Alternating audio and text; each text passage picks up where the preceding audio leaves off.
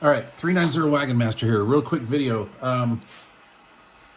Kevin McCool asked how I did the 7th band mod in the Superstar 3900. I don't remember. So this is my original Superstar 3900 from about 1984, I believe. Maybe 86, but I believe somewhere in that 84 to 86 area. This is the very first version. I bought this from H&Y Electronics back in the day. And I actually bought a few of these. I bought a couple of these and some Superstar 360s. This has the 6 bands in it, but I believe I added the 7th band here. And the 7th band takes you from 28,305 to like 28,705. And so I told him that I would have to open my old one up and look. So let me just, and I'm going to have to do that in another video, not this one, because I really don't have my wits about me right now. I just need to go back and back trace this. Okay, so first version, Superstar 3900. I was a heavy, big-time, high-end car audio installer, and I got really baked one night, and I thought that would be so cool to put a modulation meter in there. And what I did is I put this modulation meter in here, and I made it so when the yellow light is totally bright and almost touching the red LED or getting the red LED to light up, that's 100% modulation. And in true Wagon Master fashion back then, I always wanted that red light bright, because then I knew I was a good, sturdy, over 100% modulation. Unlocked clarifier and a split kit. So our old buddy Danny Burdett was an engineer out at Digitech. They made guitar pedals back in the day. Then they went to DOD pedals and reinforcement stuff. This is a split kit. This split kit would allow me to transmit and receive on different channels.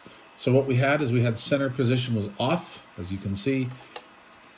TX load was basically where I loaded up the channel to transmit. So what I would do in TX load is I would flip the switch down. I'd go over here to the channel that I wanted to transmit on. I would key the microphone and let go. That would load the split kit, and then I would go to the frequency that I wanted to receive on here, and I'd just go up like this. So every time I keyed the mic, like if I loaded on channel 23 and I received on channel 40, every time I keyed the mic, I would transmit on 23 and receive on 40. And then whoever else I was talking to would do exactly the opposite, and we would have split capabilities. On the back here, I had a dial-a-watt. Don't remember. So the car stereo equalizer was really cool. Or the car stereo LED kit was really cool, and I just kind of gave away how I did that. So we're going to open it up. So understand, back in the day, I was pretty good with a nibbler. Everybody knows what a nibbler is. If you don't, look it up. It's basically a tool that sheet metal guys, HVAC installers used to use, and it nibbles out little chunks.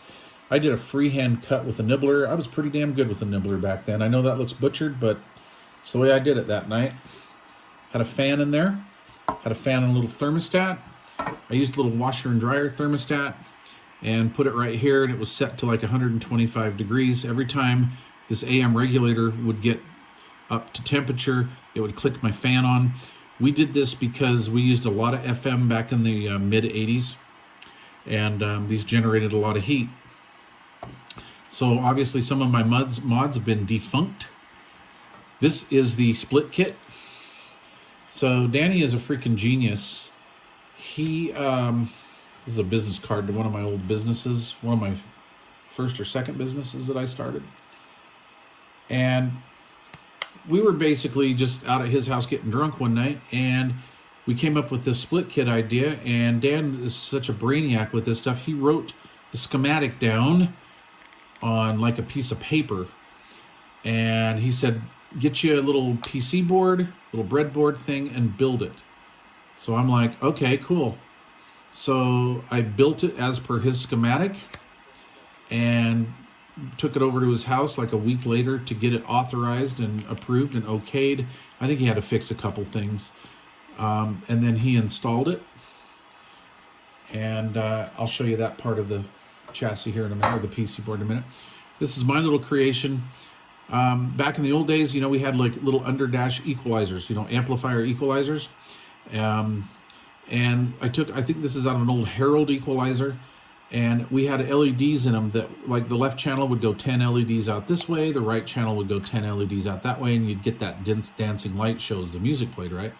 So my idea was to cut the board in half, which I did.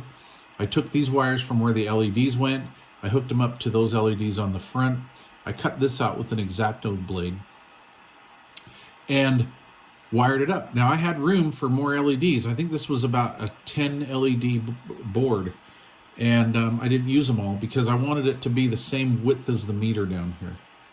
And I didn't want to go across. I wanted it to look symmetrical, right? So I hot glued those in, wired it up, and then of course hot glued the board in, and I tagged audio off, signal input off the audio chain. And there's a VR in here, and I just adjusted it. So I looked on the meter, I would whistle 100%, would just barely get that red light to tick. Here's my Defuncto mods. It was I had a dial-a-watt in there at one time because we were running big linears and stuff at the day. And back in the day, they were just like 3 watts drive into it, like a TNT 1000, So anyway, I'll have to get into that. But this is pretty shag nasty stuff. I was like 22 when I did this, and I would do mods and stuff, but I never did coils. I never turned coils. I never worried about any of that kind of stuff. This is just like this is literally like kitchen table CB butchery here. Anyway, this is the first version of the EPT 3600 Superstar board. I just thought you guys would like to see that. And Kevin, I will try to decipher this modification and give it back and let you have that information. You got to understand, this was like, what, 36, 37 years ago.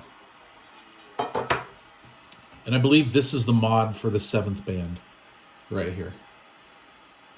Wire to diode, but I'm going to have to try to decipher this.